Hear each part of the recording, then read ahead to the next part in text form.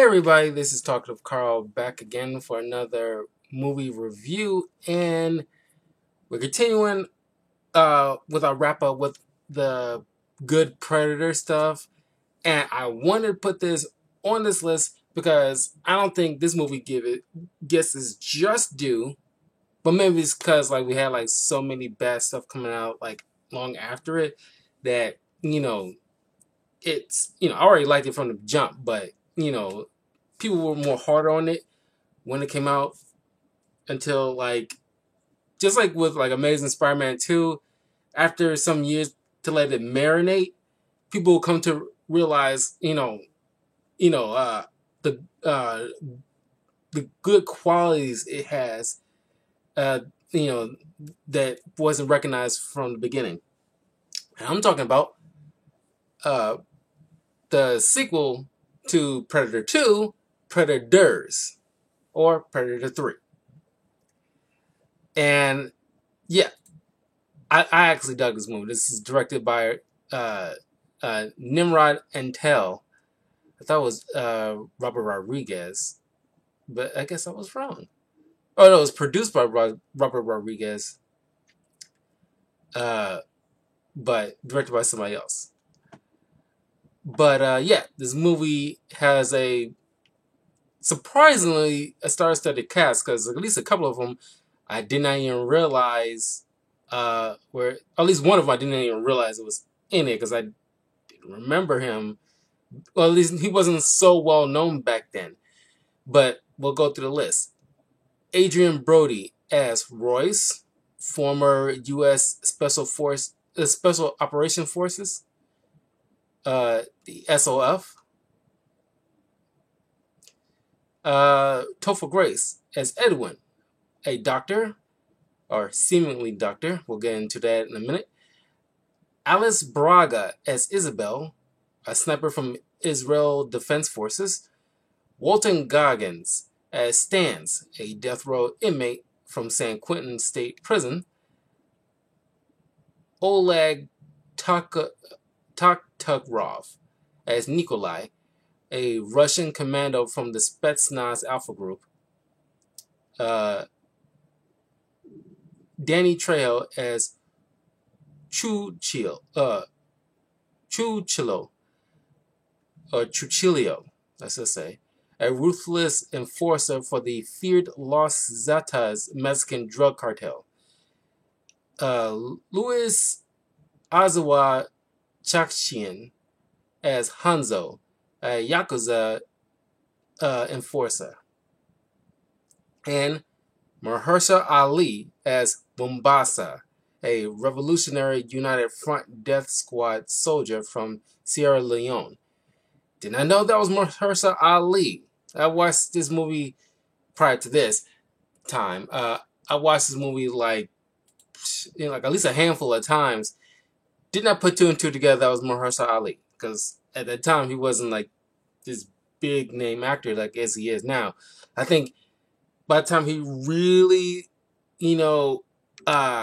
was recognized was in the Luke Cage TV series, when he made that stamp in pop culture with his portrayal as Cottonmouth. And I really wish, spoiler alert, I really wish Cottonmouth didn't die, because I think he was an amazing Luke Cage villain. He's like Luke Cage's Lex Luthor, and I really wish, maybe they got him in the comics, but if I was writing any Luke Cage stories, I will need Cottonmouth has got to be front and center, because that is like Luke Cage's Lex Luthor. It's really good. But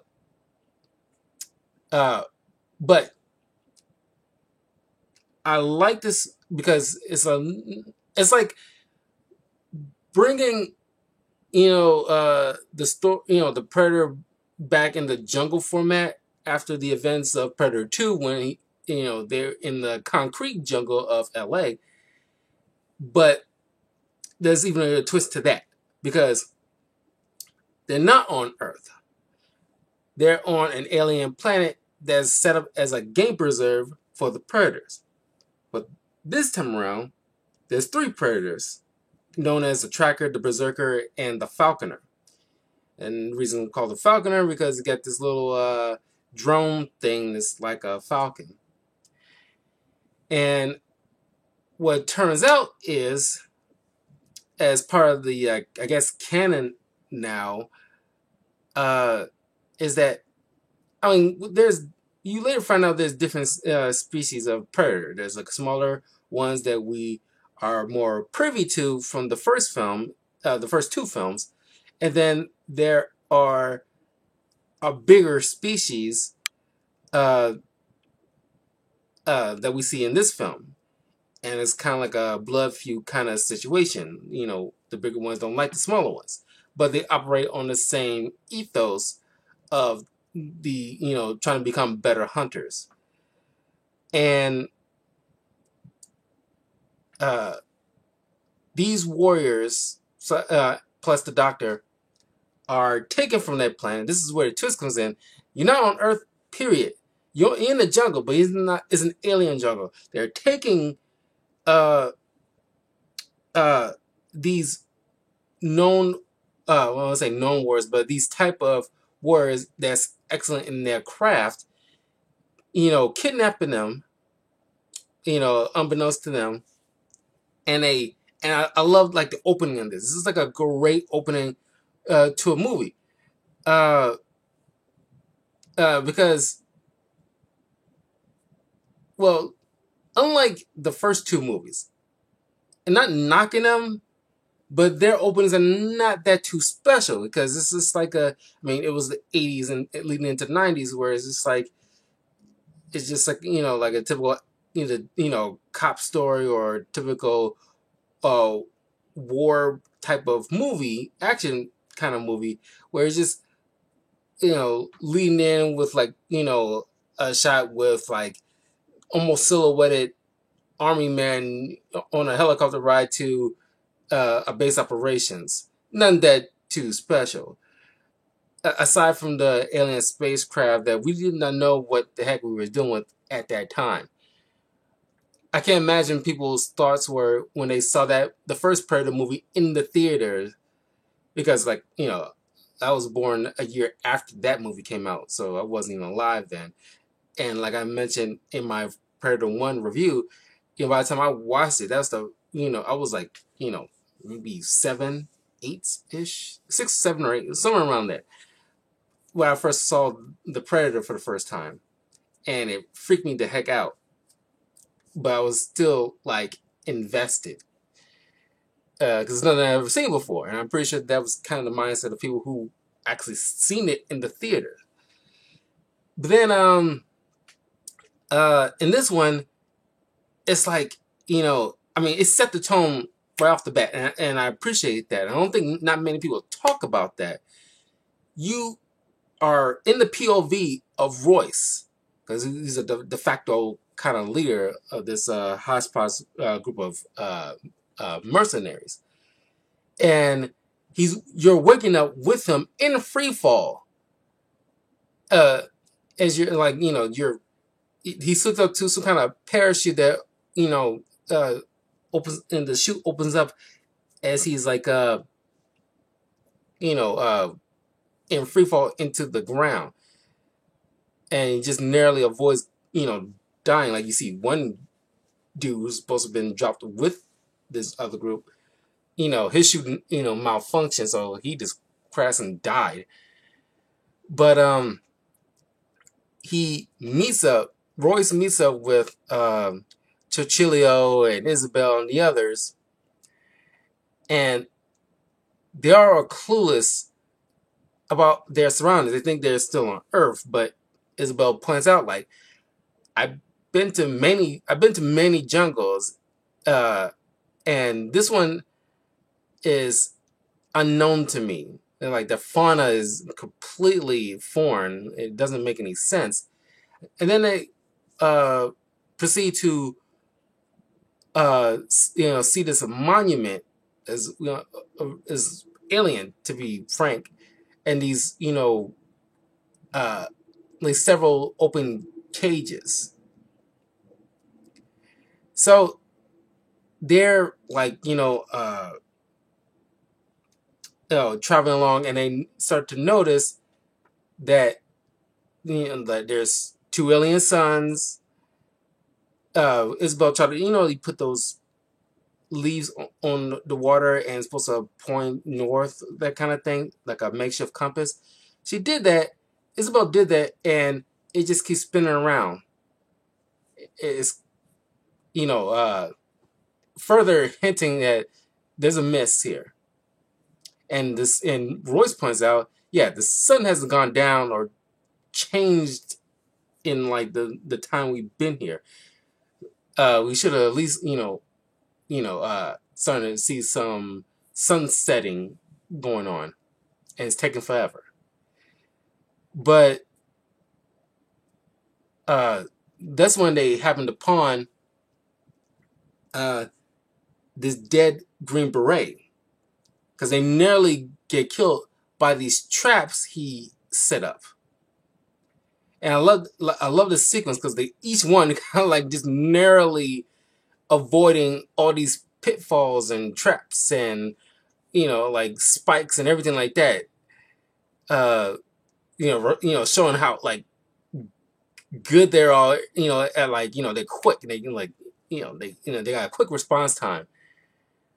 And Nikolai picks the guy's pockets and showing his skills in his craft, and it points out. I mean, I'm pretty sure half of them already are privy to this kind of thing because they've been to the military. Anybody who's in the actual military or been part of the military can ascertain the same thing he is. But someone like a Yakuza enforcer and the doctor and the Zetas enforcer are probably not that familiar with like the layout. But he explains that at least Royce explains that these traps wasn't meant for them. It was meant for something larger, because there's a deadfall, and the rule of thumb to a deadfall is that you set the trap 5 times the weight of your target, that you're trying to catch. And Nikolai points out that, you were shooting out in all directions, and the way he's perched up here, this is supposed to be give me like this is like his last stand. Something he was trying to get something. And the doctor points out the rate of the decomposition is that this dead body is 2 weeks old. He's been here for like 2 weeks and something, and on top of that, something was coming after him that he had to set up traps, which ultimately didn't work. None of those traps were tripped until they came across them, which adds fuel to the fear and uncertainty. That's when these alien hounds starts chasing after them, and they end up wasting a lot of their ammo. But they are in like an unknown situation, and they ain't trying to get killed by some animals. So they take most of them out, and I kind of cringed at this moment. Well, not cringe, but it's like legitimately was worried, because at the time when this movie came out, you don't know. I mean, obviously you can get a hint that given the past 2 films, you knew one of them was going to be Survivor, and obviously it's going to be Adrien Brody because he was like the main guy here. So we knew he would more than likely survive. But the fact that this is probably the first time we actually see like one of the group actually contemplating like, I'd rather die, because she was Isabel was going to put a gun to her head when one of those animals was about to chase after her, and she's a sniper, and she's didn't have time to reload her gun, and she wasn't about to die like that. So but then they hear a whistle, the dogs are called away, and Royce points out like we're being hunted. because uh uh uh well, I was about to bring up about like what the Dr. Edwin pointed out when they came across a the monument where it's like because they shooting out their theories like is this some kind of weird test? Are we on drugs? And he points out like if we were on drugs we would be feeling like the psychological effects right about now. And this was like a you know uh like a behavioral test. There will be a point. So I like that because the key we're making like a good because this is where the Predators failed, uh, and definitely like Alien versus Predator movies failed in my opinion. Is that you don't get the camaraderie, or at least like you get time spent with these characters because you shouldn't have like this is like the appropriate amount of number of characters that should be in a Predator film because you obviously need people to be picked off, but you don't want to be like Alien versus Predator 2 where so many people and you can't focus on a particular person or a particular group that you need to focus on because this is like what 1, 2, 3, 4, 5, 6, 7, 8 guys. There should be no more than that. At least for like our main roster, and the bare minimum should be 3 or 4, I should say. Like in the Predator 2, where you got the 3 detectives plus Danny Glover. And I think they're in the first film it's like 6 guys, I think, plus the CIA guys. So let me see something. Like 1, 2, 3, 4, 5, 6, 7. Yeah, it was 7 soldiers in the first one, plus the guerrilla insurgent Anna, which makes 8. So yeah, the rule of thumb in a Predator movie should be no less than 4, but no more than 8. So that way, that's plenty enough time to, especially when you have those kind of scenes where they're getting to know each other, or at least showing each other's chemistry. Like there's one moment where like Stans is telling Edwin like, man, when I get out here, I'm gonna smoke so much cocaine and rip me some fine bitches. And it's like it's funny because making Edwin cringe, and like he walks over to Nikolai, who he saved from getting poisoned by a unknown plant, and Nikolai just says like, you should stay away from him. Yeah, yeah, yeah. And so yeah, so now they understand they're being hunted, and Royce points out like we just been fleshed out. It's the same way like a hunter would use dogs to stalk boar or shooting quail. And now they got to consider like we got do an ammo check and conserve ammo. Like yeah, you probably should have but the thing is, you got caught by surprise. I mean, I can't really fault them for that because like you got the weapons. Why not use them? Because otherwise you're gonna get gored by pig dog with tusks. But then they notice one of them are missing. Chichilo or Chilio is missing. And he's in the middle of like a clearing, and it's like calling for help. And Roy stops everybody and like throws a rock, and there's a trap mechanism that just flips up. It would have just carved them in two. And it's like it can't help him.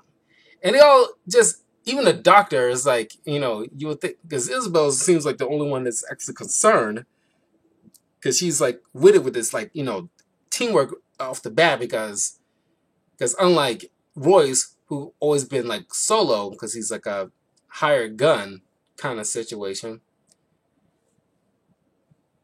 and she's like, okay, we need to work together kind of mindset, because like we're only humans here apparently, and something's obviously stalking us, so we need to like actually kind of like stick together. Royce ain't trying to have it, or at least he would just like, okay, you can just follow me, otherwise you can stay here, I don't care either, but you're just gonna follow me. But they decided to leave Cicilio,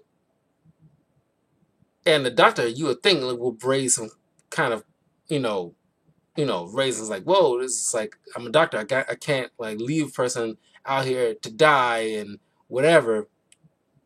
But I guess he understands he can't get in there. Like, and even Isabel comes to understanding that he can't get in there because literally is a trap. It reminds me of the earlier Naruto episodes where Kakashi is training Team 7, Naruto, Sakurai, and Sasuke in the ways of ninja,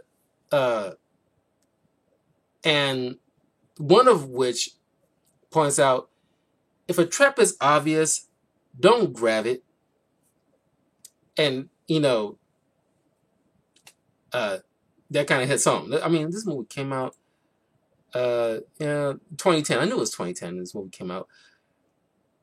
And I think Naruto aired in the U.S. somewhere around the same time. Maybe like like somewhere around the general area of the year. So it like, they're kind of like, beat for beat, it's like, probably shouldn't go anywhere near it. Clearly, and it was clearly a trap. And this part freaked me out. To this day, it still freaked me out. Where it's like Isabella finally, okay, because clearly, because you only see they only see him from his backside, but to the camera pans to his front side, you see him like clearly dead. One of the predators got to him and used him for bait. So she takes her sniper rifle, shoots him, Mercy kills him because can't get to him. I'd rather not leave him out here like this. So this is the best possible option, which I think anybody will understand. They won't like it, but they understand. And that's where the creepy part comes in, where she's about to walk away, and you still hear Cicilio's voice, "Help me," and she just dips off. Like, I was like, "Oh fuck!" I was like, "Okay, fuck, nope." And like, I'm definitely not going. It's like that'd be a stupid move for the Predator, because clearly he was like on the far other end side, towards like Cicilio's front, and he's puppeting. I want to say throwing his voice. After you mimic it, Cicilio's voice before he probably killed him, and he still did it, probably just for a psychological effect. Because his thing with predators, in case you are not familiar, they've been hunting, well, not even just human beings, but just like different kind of alien species for centuries, for a very long time. And once we get to the movie Prey, you'll see that from that vantage point. But each time, well, we'll get to it because another character, surprise character, will bring this up.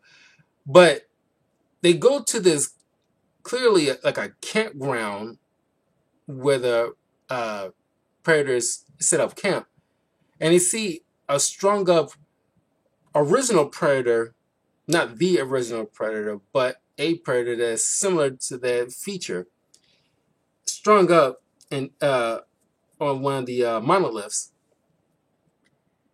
and they proceed to start getting attacked by the three other bigger predators, and uh, uh, Mumbasa gets killed in the process, and they all run away from these plasma blaster fires and fall over the waterfall and rest on the cliffside.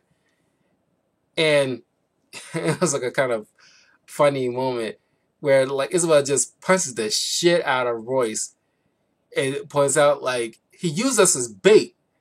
And this really, because like I said, like I like the camaraderie with these people, as little time we have with them, that the death row inmate who killed a lot of people himself, points out to him, like, because because Royce points out like we didn't know what we're dealing with, and Stans points out like a man's dead because of that, and Royce points out to him like you was about to kill him this morning, and Stan's like, well, it ain't this goddamn morning, is it? And it's like, with the serial killer, well, I wouldn't say like him a serial killer, but the death row inmate, points out your bullshit. There's something wrong with you. But Royce lays out as like, we know that they got cloaking tech. We know they have plasma weapons. We know there are three of them. But then he points out there. Royce then proceeds to point out to everybody that Isabella clearly knows what it is, and good on with the actress and the direction, where she makes when they see like the strung up predator, she reacts, and then she proceeds to tell the story of the records of Dutch's events in 1987 in Guatemala. I think I said Venezuela in my Predator 1 review. That's my mistake. But she points out we don't have a name for him, but according to his report, that his team plus a CIA liaison were stalked and killed by one of these creatures, and he and the Guatemalan insurgent was only two survivors, and he used mud to. They see infrared, and he used mud to conceal his body heat in order to help him beat the thing. And so they come to realize, like, yeah, okay, we know that we can beat these things because they've been done before. So they decide to do what the Green Beret did and set up a trap to overwhelm these things, and they use Edwin as bait to lure them out in a clearing. And then you see like a strange creature that seems kind of throwaway when you think about it, but it kind of, I guess, emphasizes there's more than just humans that these predators hunt. Because prior to this, we had no understanding of, well, in Predator 2, we get a glimpse of, they hunt more than just human beings and other alien species. This is the first time we actually see a live alien species until the humans killed the thing, thinking it was like a predator.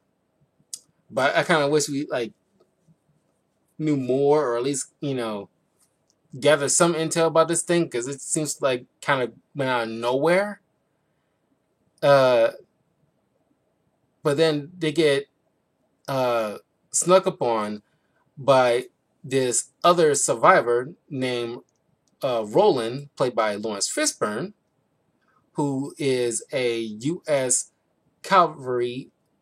Air Cavalry soldier and apparently he's been here for 10 seasons, 2.5 years, uh, to be exact. He takes them to this hideout he has in this like a big abandoned kind of ship, and this little hidey hole he set up, and he explains that about the different species of predator and the fact that they've been doing this for a long time.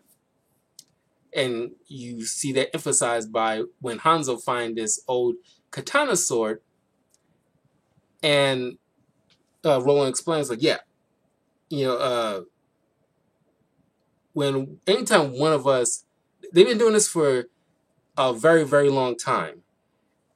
They, it's like almost every summer, during when it's really hot because they love hot climates. You know, uh, they always comes in threes, but that's kind of like I won't say a misquote, but it's kind of like, I mean, I guess there's nothing wrong with that, but from the previous two movies, we always seemed like only one predator in action. But in Predator 2, I guess it kind of supports uh, Roland's claim that they always come in threes, because maybe, uh, in Predator 2, the others were like, backup. Maybe because the first one in the first film got, you know, uh, taken out, and figured like, okay, we need to at least have like somebody as backup to, retrieve any remnants or body in case there's no explosion to erase any kind of evidence uh, of them being here, or any technology for their adversary to use against them.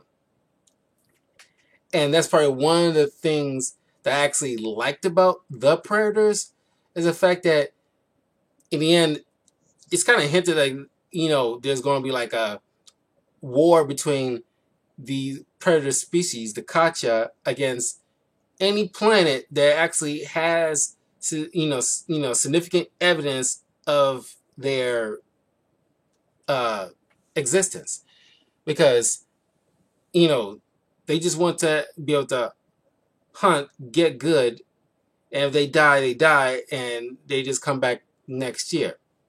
We don't take out the entire race unless uh, they uh, find out about our existence. Then we have to take out the entire doggone planet, because they don't want that word getting out throughout the galaxy. So that way they makes their hunts uh, uh, not want to say less challenging, but it's just like,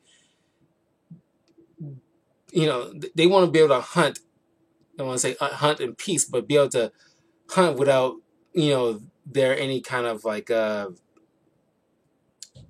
uh, countermeasures against them before they even broach the planets. Uh, but Roland explains like, they come, they hunt, uh, and kill, any number of warriors that that they come across. But if one of us manages to kill one of them, that's when they get interested, and that's when they start to, uh, like next hunting season, they have like better, tech, or better armor, or better weapons,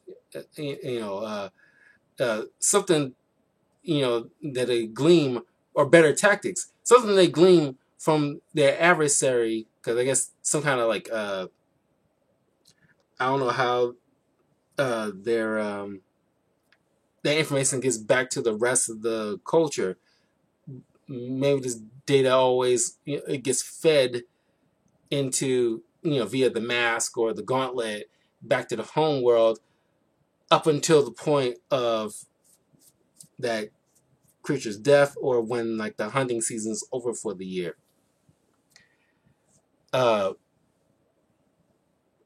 so this explains why from Prey up until Predators, you see like a lot of high tech gear, or at least gear that wasn't there from the previous films, because maybe the tactics now that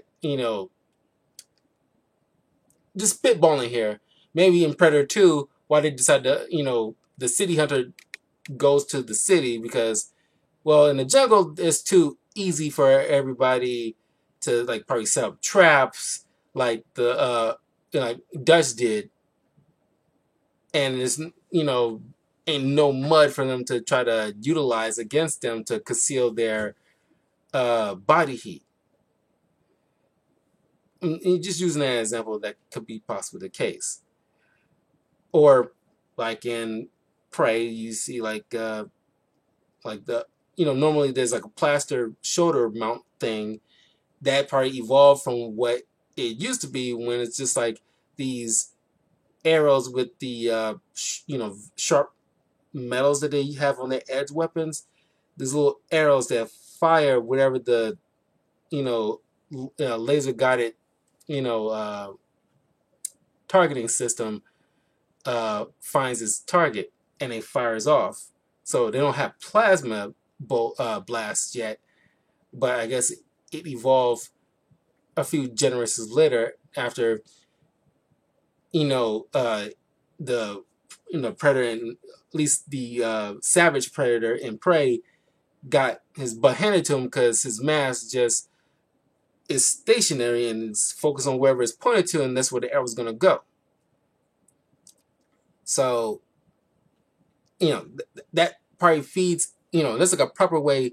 I think the movies I'm covering, Predator 1, 2, 3, and Prey, follow like a decent formula where it throws in little tidbits of what came previously, or they kind of like blend well with each other in some fashion by letting us know like, oh hey, like in Predators here, they point out about like the 1987 incident, and just like in Predator 2, they did the exact same thing.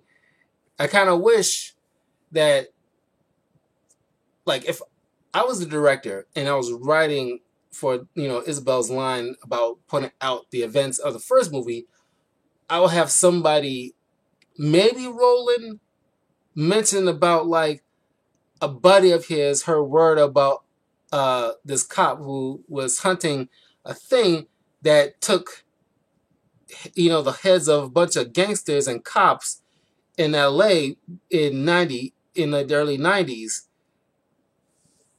and it was some kind of invisible creature or something, something to the effect, just to show that like everything that came previously is all canon. And I think by and large, people like these movies like to forget about Predator 2. Predator 2 is pretty damn good. Like it has no reason to get like ignored the way it does. But Predator, I mean, maybe it's not fully ignored now, but around 2010, way in the past, before it, Predator 2 wasn't held in such high regard. But I think a lot of people love it now. But it's just like it's really damn good. But anyway, Nikolai starting like showing off pictures of his children and he wants to get back to, and it's like, dude, you're dead, obviously. I mean, he was already guaranteed you're gonna die at some point, but the fact that you just just signed, sealed, and delivered by showing off your kids, that saying I think that's an annoying trope, honestly. The fact that like, oh, like I'm going to see my kids, and it's like, but then while they was trying to arrest, Nolan was trying to smoke him out, starting a fire to try to smoke him out, so he can scavenge for their stuff. Because everyone points out this guy's a scavenger. He wants what we have because he's been surviving for 2.5 years off of whatever remains of predators or anyone that the predators kill. That's why he always got like whatever little food and drinking water. And he's obviously, gone batty because he's talking to himself. and it just the isolation really probably got to him, cabin fever, that kind of thing. And so, in the midst of trying to smoke him out, Royce gets the idea of just setting off like a grenade on the side of the wall, which alerts the other predators nearby, and then the tracker predator finds Roland. Is it Roland or Nolan? I keep wanting to say Nolan for some reason. Nolan. I keep saying Roland. It's Nolan, and he kills Nolan. And I remember back when this movie was being promoted, and I think it was Lawrence Fishburne. I'm pretty sure it was Lawrence Fishburne was on one of those Tonight shows, and they showed a clip for this movie because I was hyped for this movie, but like I was, didn't have money to go to the theater like that, so I couldn't go to the theater to see this.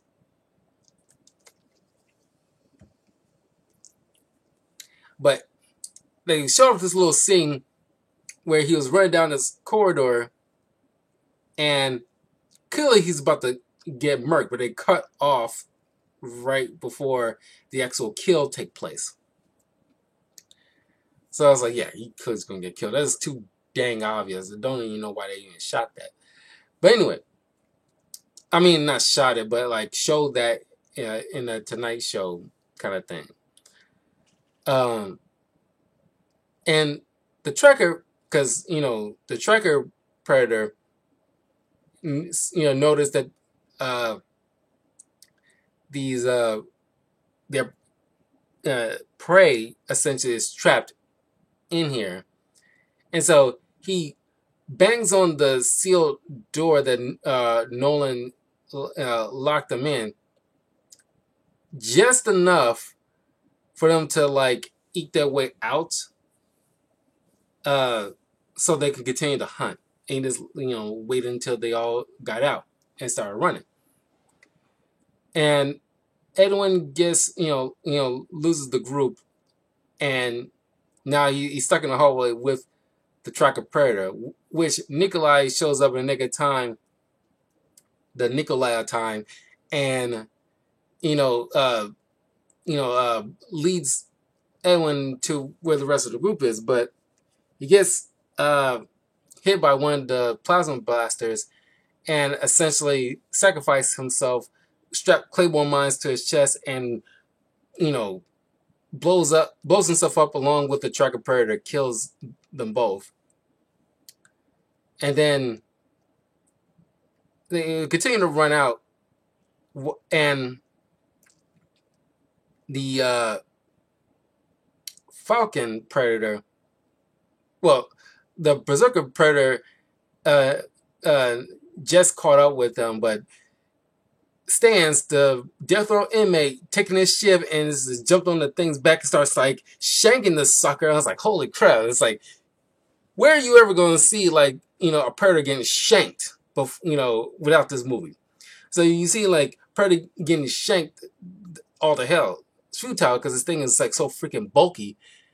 But then this gives the others time to run away, and Stans doesn't last too long, and the Berserker predator Mortal Kombats him and ripped out his spine and skull clean through, which a lot of people always debate how that is even feasible in a clean pull like that, but I don't think anybody wants to get into the recesses of the physicality and the biology of that even being possible, because I don't really want to know. I just leave it to movie magic and let that be.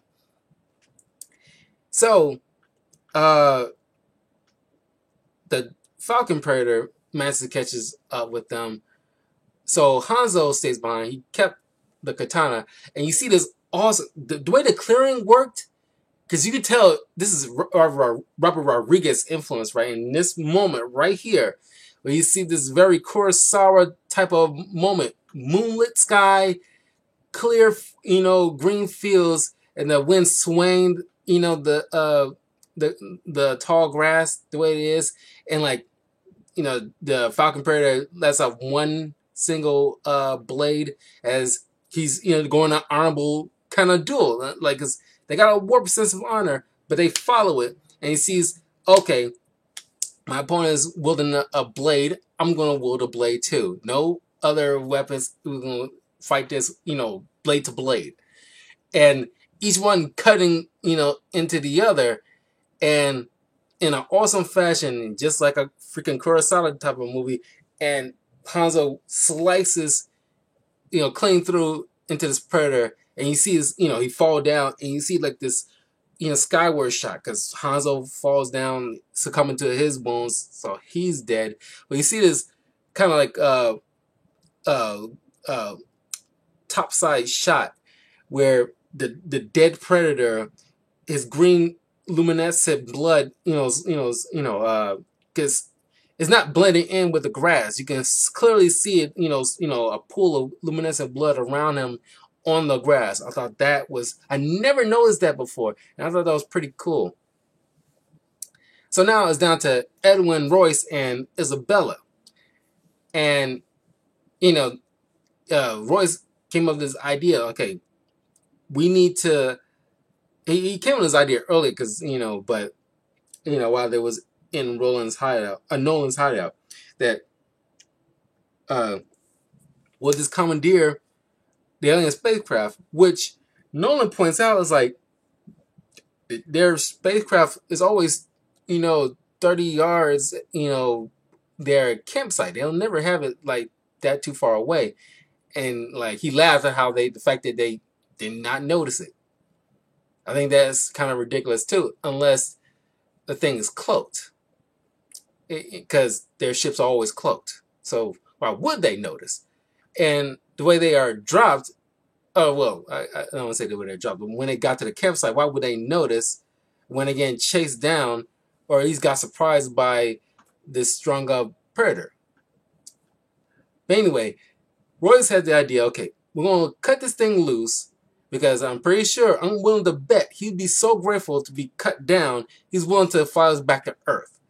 So, and he was right, but Edwin gets caught in like a bear trap thing. He's wounded, but Royce is like, well, we're going to have to leave him behind then. Isabella's like, shocked, like, why? Especially after these two are starting to like warm up to each other. But she's like, and he's like going back to that solo kind of mindset. And it's like, because Edwin isn't like a soldier. And like, and as of yet, they don't know why he's here, a doctor. But she is like, okay, we cannot leave this guy. For all intents and purposes, this is like a citizen, and you can't just abandon this guy in like an alien planet where these things are gonna kill him. And Royce is like, oh, just like, oh well, you can do what you want, and he heads off towards the camp. And I like this line because always like this because not many people in this kind of situation in other films or TV point this out. It's like, he's gonna beg to rest. He's gonna ask for one of us to carry him. He's gonna drag us down. We don't have time for that. So he takes off, and Isabella is carrying him, but it's kind of futile when the berserker catch up with them, catch them in the net, and dumps them in like a pit so he can make off after Royce, who cuts down the OG Predator, not the OG Predator, but the original designed Predator. And because the Predator understands human language, given the fact that they've been hunting on Earth for many times, so of course they eventually start to pick up on our language. But he tells this Predator, I'm going to cut you down.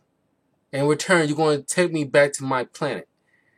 And it's a nice little, like, moment where it's like, okay, the predator's like, grab him by the neck once he's cut down, and you think he's about to like, just strangle him to death, but he's like, no, a deal's a deal. You cut me down, so I'm going to. He puts on his gear and operates his gauntlet and shows him the planet of Earth. It's like, fine, I will take you back to your planet. But the Berserker manages to catch up with them, and these two predators duke it out. While Royce chucks it towards the ship that the original design predator activated, so Royce will know where he's at. But in the midst of the fight between these two predators, which we never seen before, so kudos to that, because there's a lot of stuff we never seen in any of these other Predator films.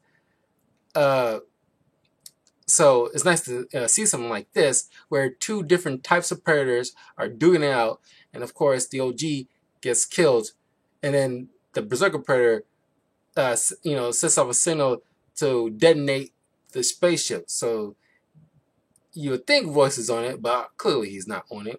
Nobody believed that for a second when they saw this film. But he came running back. I guess he, took a different turn, ran back to get Edwin and Isabella out of the pit.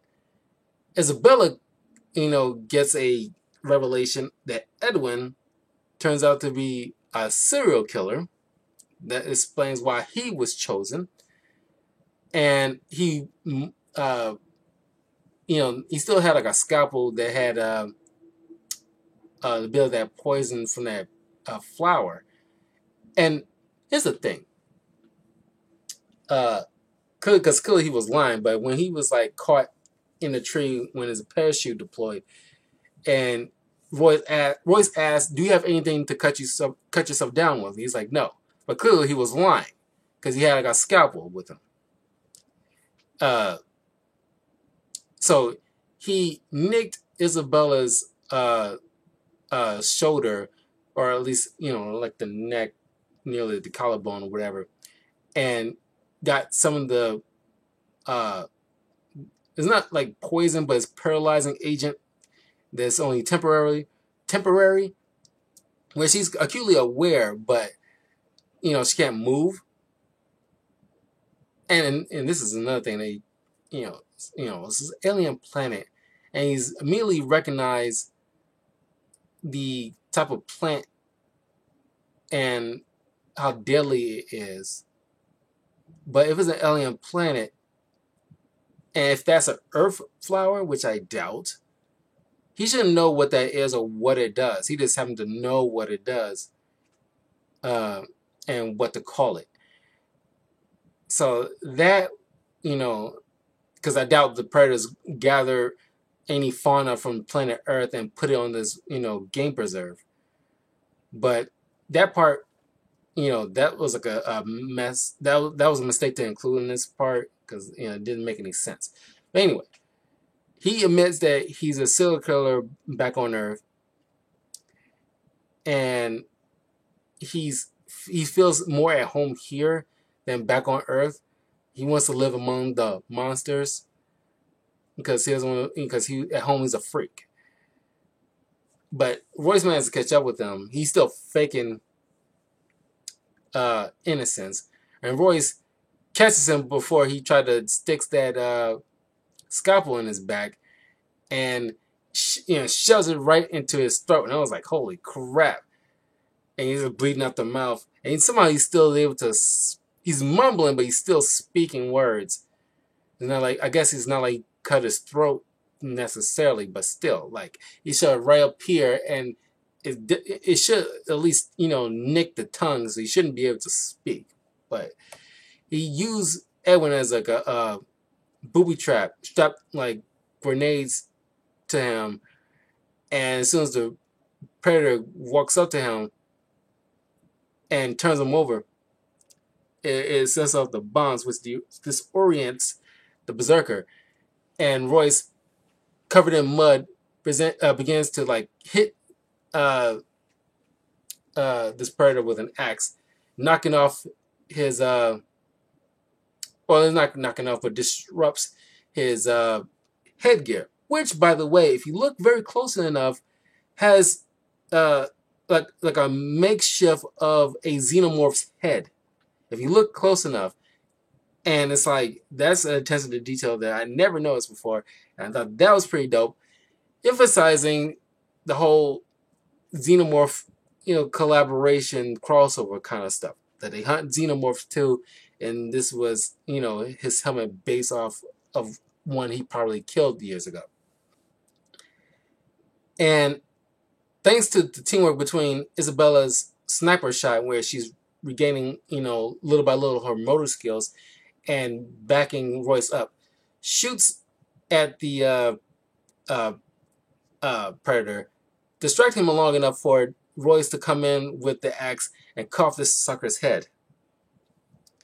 And as the day is seemingly won, but nowhere off this freaking rock, they see other parachutes deployed and more other warriors about to land, and they walk off in the clearing, seemingly to gather them up so they can like try to make their way off this planet.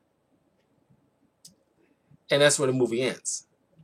There is a comic book tie-in explaining what happened after this, which I forgot what it's called, but Isabella makes it back home, but Royce didn't come with her because there was a moment before that happened. The other Predators dropped off better gear.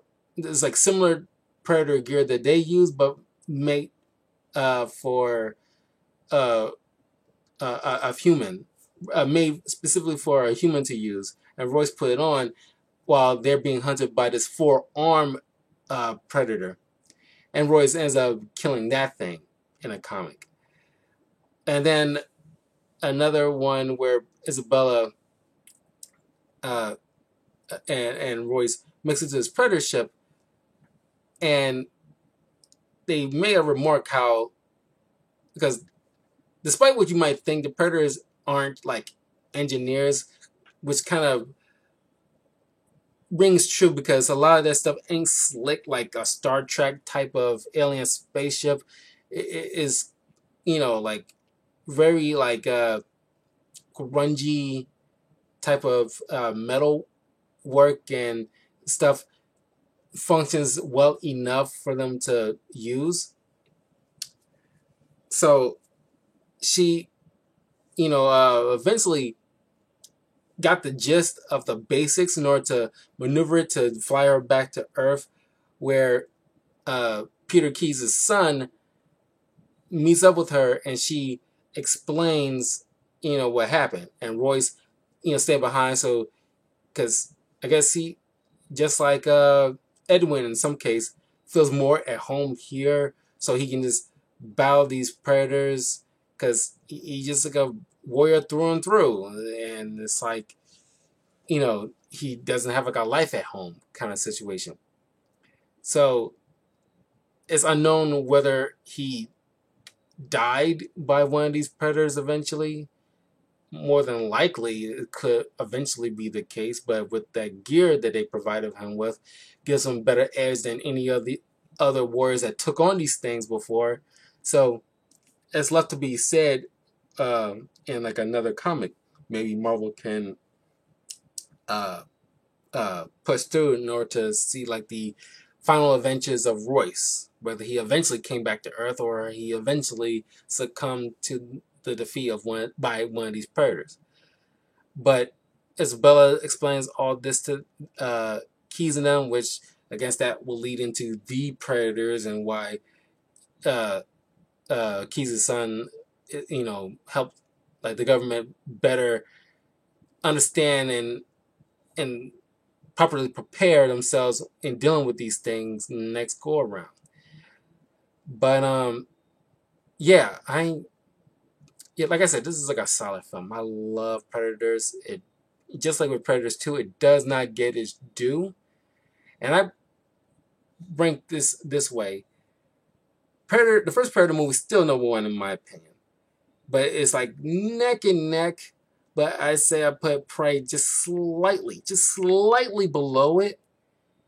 Then I put Predators below that and Predator 2 below that. But they all are really damn good. But the Alien vs. Predator bullshit, not good at all. And it's really not worth your time if I'm completely honest with you. But anyway, that is my review for Predators. I will be, right away be putting up my review for Prey of, now, because I've been holding off on that until I got through these other Predator movies before I review Prey. But look forward to that in a few minutes. And leave a comment below. Let me know what you thought of Predators. Hit that notification bell, that like button. Greatly appreciate it. And yeah, like I said, let me know any pros and cons of this film and in the comments below. And I'll see you guys in a bit.